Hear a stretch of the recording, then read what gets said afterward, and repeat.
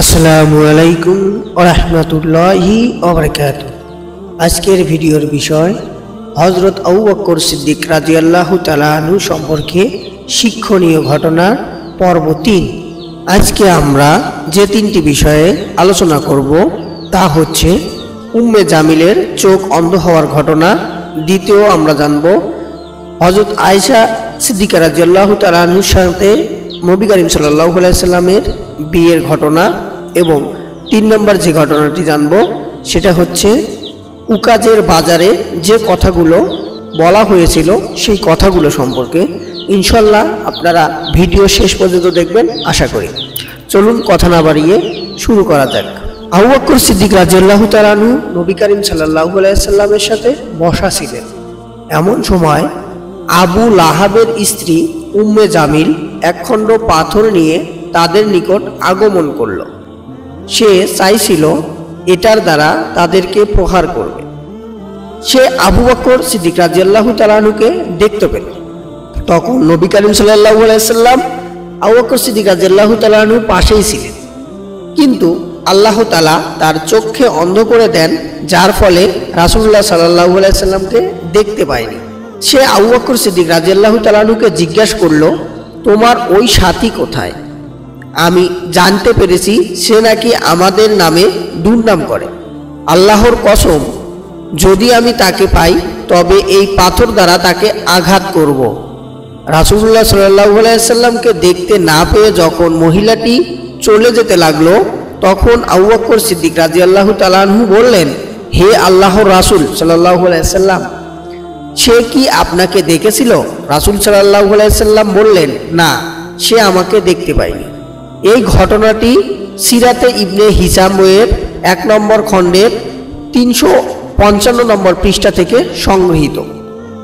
2 নম্বর যে ঘটনাটি সম্পর্কে জানব সেটি হচ্ছে হযরত আয়েশা সিদ্দিকা রাদিয়াল্লাহু তাআলা আনহুর সঙ্গে মহানবী হযরত মুহাম্মদ সাল্লাল্লাহু আলাইহি সাল্লামের বিয়ের ঘটনা সম্পর্কে।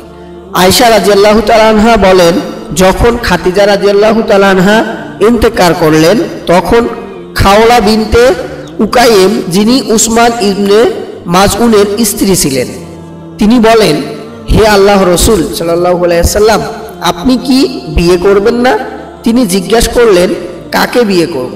খাওলা বললেন, আপনি চাইলে কুমারী বিয়ে করতে পারেন, আবার বিবাহিতও বিয়ে করতে পারেন। রাসূলুল্লাহ সাল্লাল্লাহু আলাইহি সাল্লাম বললেন, কুমারীকে? খাওলা বললেন, আপনার কাছে আল্লাহর সৃষ্টির মধ্যে সবচেয়ে প্রিয় ব্যক্তির কন্যা আয়েশা। তারপর নবী করিম সাল্লাল্লাহু আলাইহি সাল্লাম জিজ্ঞাসা করলেন, বিবাহিতের মধ্যে কে? খাওলা বললেন, সাউদা বিনতে জামআ। সে আপনার প্রতি ঈমান এনেছে এবং সে আপনার অনুসরণ করেছে। রাসূলুল্লাহ সাল্লাল্লাহু আলাইহি সাল্লাম বললেন, তুমি দুজনের কাছে গিয়ে প্রস্তাব দাও। তখন তিনি প্রথমে হযরত আবু বকর সিদ্দিক রাদিয়াল্লাহু তাআলা আনহুর বাড়িতে গেলেন এবং আয়েশা সিদ্দিক রাদিয়াল্লাহু তাআলা আনহার মাকে বললেন, আল্লাহ তোমাদের পরিবারে কল্যাণ ও বরকত নাজিল করুন। আল্লাহর রাসূল সাল্লাল্লাহু আলাইহি সাল্লাম আমাকে পাঠিয়েছেন আয়েশা রাদিয়াল্লাহু তাআলা আনহু সম্পর্কে বিয়ের প্রস্তাব দিতে। তিনি বললেন, আমার ইচ্ছা আছে তুমি একটু হযরত আবু বকর সিদ্দিক রাদিয়াল্লাহু তাআলা আনহুর জন্য অপেক্ষা করো, তিনি এখনই আসবেন। একটু পরে হযরত আবু বকর সিদ্দিক রাদিয়াল্লাহু তাআলা আনহু আসলেন। তিনি তাকে বললেন, হে আবু বকর, তোমার পরিবারে আল্লাহর কতই না বরকত নাজিল করেছেন। তিনি আমাকে পাঠিয়েছেন আয়েশার ব্যাপারে বিয়ের প্রস্তাব দিতে। আবু বকর সিদ্দিক রাদিয়াল্লাহু তাআলা আনহু বললেন, এটা কি তার জন্য ঠিক হবে? সে তো তার ভাইয়ের মেয়ে। একথা শুনে আমি রাসূলুল্লাহ সাল্লাল্লাহু আলাইহি সাল্লামের কাছে চলে গেলাম এবং বিষয়টি তাকে বললাম। রাসূলুল্লাহ সাল্লাল্লাহু আলাইহি সাল্লাম বললেন, তুমি যাও এবং তাকে বলো, আবু বকর আমার দ্বীনী ভাই, তার মেয়েকে আমার জন্য বিয়ে করা ঠিক আছে।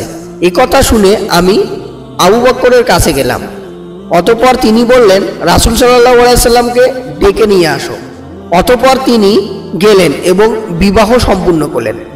আয়েশা সিদ্দিকা রাদিয়াল্লাহু তাআলা আনহা বলেন, তখন আমার বয়স ছিল 6 বছর।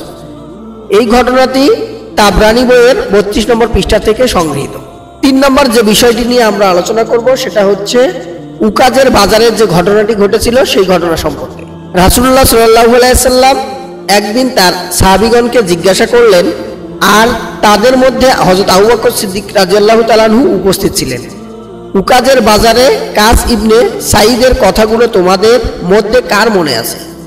এ কথা শুনে সবাই চুপ থাকলেন। তখন হযরত আবু বকর সিদ্দিক রাদিয়াল্লাহু তাআলা আনহু বলতে লাগলেন, হে আল্লাহ রসুল, ওই দিন আমি উকাজের বাজারে উপস্থিত ছিলাম, ওনার কথা আমার মনে আছে।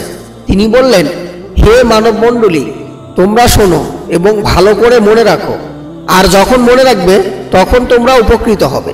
নিশ্চয় যে ব্যক্তি আজ বেঁচে আছে সে অবশ্যই মারা যাবে, আর যে মারা যাবে সে ধ্বংস হবে, আর যা আগমন করার তা আসবেই। নিশ্চয় আকাশের মধ্যে রয়েছে সবকিছুর সংবাদ, জমিনে রয়েছে শিক্ষণীয় বিষয়। জমিনটা হচ্ছে প্রশস্ত বিছানা, আকাশটা হচ্ছে উঁচু ছাদ, তারকাগুলো চলমান, নদীগুলো জমাট বাঁধা নয়, রাত্রি অন্ধকার, আকাশে রয়েছে অনেক কক্ষপথ। এরপর শপথ করে বলেন, নিশ্চয় আল্লাহর জন্য রয়েছে একটি দিন, সেটা তোমাদের দিন থেকে তার কাছে অনেক পছন্দনীয়। আমার কি হয়েছে, আমি মানুষকে দেখতে পাচ্ছি, তারা দূরে চলে যাচ্ছে কিন্তু ফিরে আসছে না। তারা কি চিরস্থায়ী হয়ে যাওয়াকে পছন্দ করে? আর সত্যি কি তারা চিরস্থায়ী হবে, অথবা তাদের কি ছেড়ে দেওয়া হবে যে তারা আজীবন ঘুমাবে? এই ঘটনাটি মাওয়াকিফুস সিদ্দিক মাআন নবী বইয়ের 8 নম্বর পৃষ্ঠা থেকে সংগৃহীত।